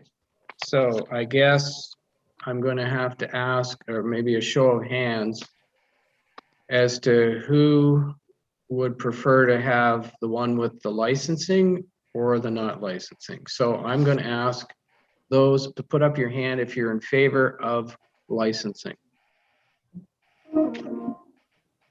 Well, that's unanimous. So, all right. Get rid of that piece of paper and we'll go with this one. Okay. Yes, Councillor Keith. Recorded vote again, please. Okay. Was there any other comments on this particular one? I think the licensing is a good idea. Certainly, it'll allow us to follow through on matters. Yeah. I also think it will allow us the opportunity to see how much time as a measurement that bylaw may be involved in that matter. So I think it will be helpful to measure down the road also. So thank you. Okay. Councillor Yeah, I agree too. And it'll be a great means of data collection. We'll know how many hens there are in the backyards of Parry Sounders. That's right. And where they are. Yeah, exactly. Councillor Bachman? I'm sorry, I just follow up to that. Is the bylaw clear that these eggs are for personal use and not for sale? I don't remember seeing that in the writing, and I think that was one of the things we wanted to or I seem to recall that was one of the concerns, was that this was for personal use and not for resale. For your worship, it is just for personal use. That is specified in the regulatory bylaw. Okay, so that's very clear then. Yep. Okay. Okay. Councillor Bachman. Thank you, Worship. Yeah, just as a follow-up to the note in the report of this being successful initiative, it does come down to the care of the hens and enclosures, and in order for us to really know what goes up and who has what licensing is required. So I think that's a critical part in this initiative. So I would support that. Okay, well, that I imagine is what we're going to be doing. So if there's any other questions, comments, no? Ms. Johnson, then can you do the roll call? Yes, all right, Your Worship. So the question is on whether each member wishes to pass a bylaw to regulate backyard hens in the town of Parry Sound. It is the alternate bylaw that we were voting on, which has the licensing requirement. So I'll ask members in alphabetical order. Councillor Bachman. I take it. Yes. Yes, okay. Councillor Borneman. No. Counselor Burden, Yes. Counselor Horn, Yes, let there be chicken licenses.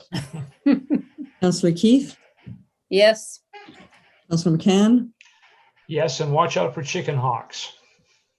Mayor McGarvey. Yes. So the bylaw passes 6-1.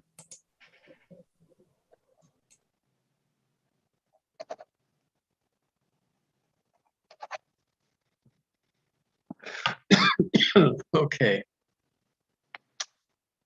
Item 10.1.3, moved by Councillor Horn, second by Councillor McCann, that bylaw number 2021-7168, being a bylaw to authorize a subdivision amending agreement with WEH Developments Limited regarding an inhibiting order, Thunder Creek Homes Incorporated, to be considered as read a first time. All in favor? That's carried. All members in favor of having the second and third readings? That's carried. Moved by Councillor McCann, second by Councillor Keith, that the bylaw above mentioned be considered as read a second and third time, passed, signed, and sealed. Discussion. Councillor McCann. I'm just wondering if someone can speak to what this is all about. Through your worship, I will do my best. So the subdivision right now is subject to an inhibiting order. An inhibiting order is a legal mechanism which essentially will not allow for the lots to sell until certain conditions are met. Right now, because of the amendment that happened a couple of years ago, one of those conditions said we needed all the securities for phases 2 and 3 to be submitted before we would lift the inhibiting order. That wasn't intentional. All we really need to lift the inhibiting order is securities for the relevant phase. So in this case, phase 2, as well as the land to be given to the town for stormwater purposes, which is block 51. So in a sense, this is a technical amendment to allow the inhibiting order to be lifted, so the developer can take mortgages out on the property he's already built, or they've already built, sorry, and pay for the continued completion and construction of the project. So it's quite crucial in that regard. It's similar to a construction loan from a bank, whereas as you perform, you need to take more money out. Great, thank you. Anything further? No? Anyone opposed to the passing of this bylaw? Okay, that's carried.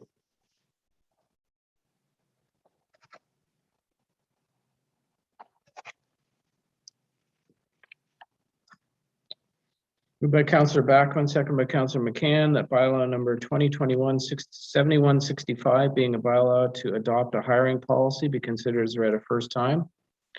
All in favor? That's carried. All members in favor of having the second and third readings? That's carried. Moved by Councillor McCann, second by Councillor Backwin, that the bylaw above mentioned be considered as read a second and third time, passed, signed, and sealed. Discussion? Anyone opposed then to the passing of this bylaw? Nope, that's carried.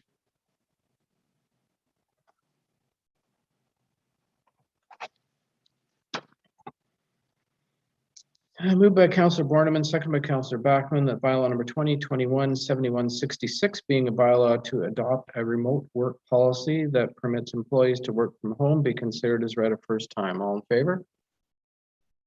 That's carried. All members in favor of having the second and third readings? That's carried. Moved by Councillor Backwin, second by Councillor Borneman, that the bylaw above mentioned be considered as read a second and third time, passed, signed, and sealed. Discussion. Councillor Borneman. Oops. I'm wondering if Mr. Harris could give the Coles Notes version to the public what's being considered here. As Councillor Burden reported earlier, people are wanting to come to the town office, wanting to meet with staff. How is this going to impact a return to business as usual?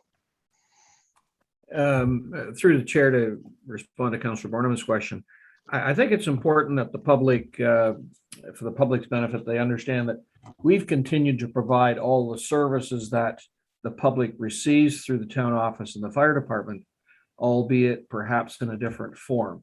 But we've not, I would say, missed a beat in terms of providing those services. What the province had initially identified municipalities as essential services, so we've taken that very seriously. There are no options if there was to be an outbreak of COVID within the town office or some of the other facilities. So we've now been working, have a number of staff working remotely. That for a period was mandated by the province. And we've had, let's call it a pilot project to see how effective employees can be working from home. We want to open the town offices to the public in September. And part of that reopening plan that we've had to prepare will speak to whether some staff will be allowed to work remotely on a go-forward basis. And what this policy does is reflect that we've been very successful at implementing a remote work policy. We do want staff to be in the office a fair amount of time. We don't want people to be working from home and really disengage with their colleagues. But the office will be open, and those people that need to interact with the public will be in the office, and that's expected in September. What we need to do before we reopen to the public is we have a reopening policy that's been developed. Some areas of the town office are now restricted to the public. All the staff need to be trained and familiar with what the new protocols are. Remember, we also, in addition to providing town services, have POA services. They're currently virtual, but at some point, those individuals from across Ontario and across the district will be coming to the office. So we need to make sure that staff are very familiar with the protocols before we open it to the public, and familiar with the areas that are off limits to the public. And once we've done that training, then I think we're recommending that the town office be open. Councillor Borneman. So, Mr. Harris, you went a little further than I expected there, but as a follow-up, as a result of your comments, I assume then that there'll be some press release, something brought forward to the public with respect to what you just referred to the reopening plan and policy at some point in the not too distant future. Yeah, we'll advise the public. We have some social media that we use. We've got the Public Works Twitter account, and we can let the media know that the public offices are open. Although I think in most cases, as I said, for the last year and a half, 2 years, members of the public have been getting the service that they need. So I think some people may have changed their patterns, that they don't come in to make a cash payment. They're going to the bank or doing it electronically. We've been really encouraging people to use electronic means to communicate. We don't get as much mail. We don't get as much invoices delivered. People are being paid electronically. So there's some efficiencies in the process, but we'll let the public know that that they can drop into the office and when that date is. Okay. Anything further? Anyone opposed to the passing of this bylaw? Nope. Okay, that's carried.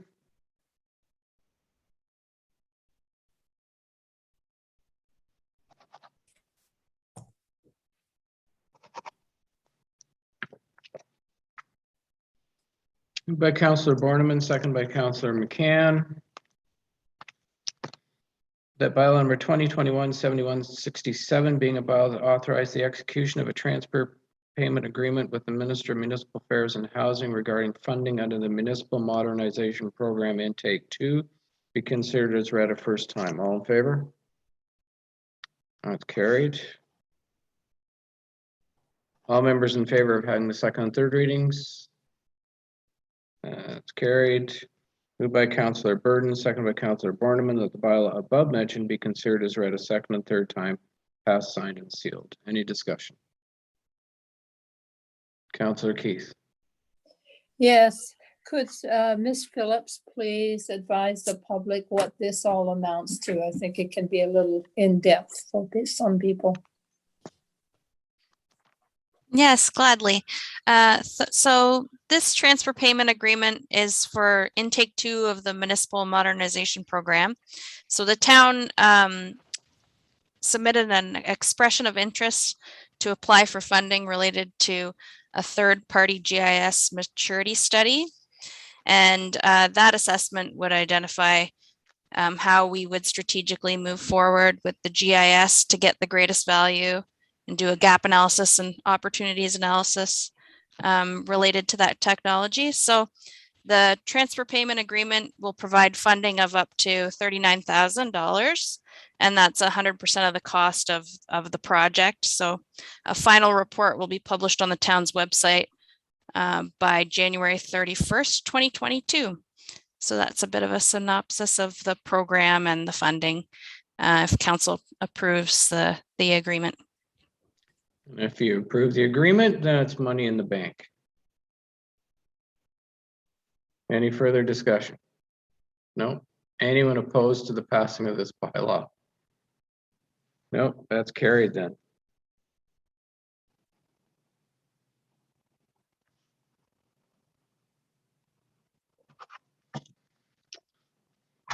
Okay.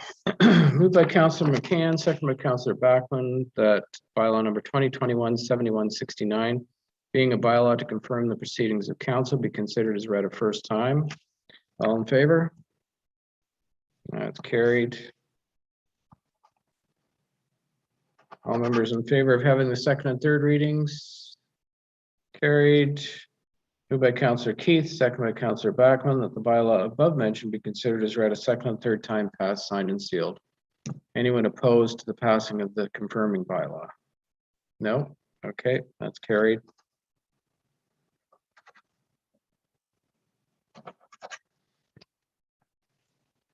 So, next council meeting notice. Prior to adjourning, I'd like to offer the following information to the public regarding the next council meeting. The next regular meeting of council for the town of Parry Sound is scheduled for Tuesday, September 21st, 2021 at 7 p.m.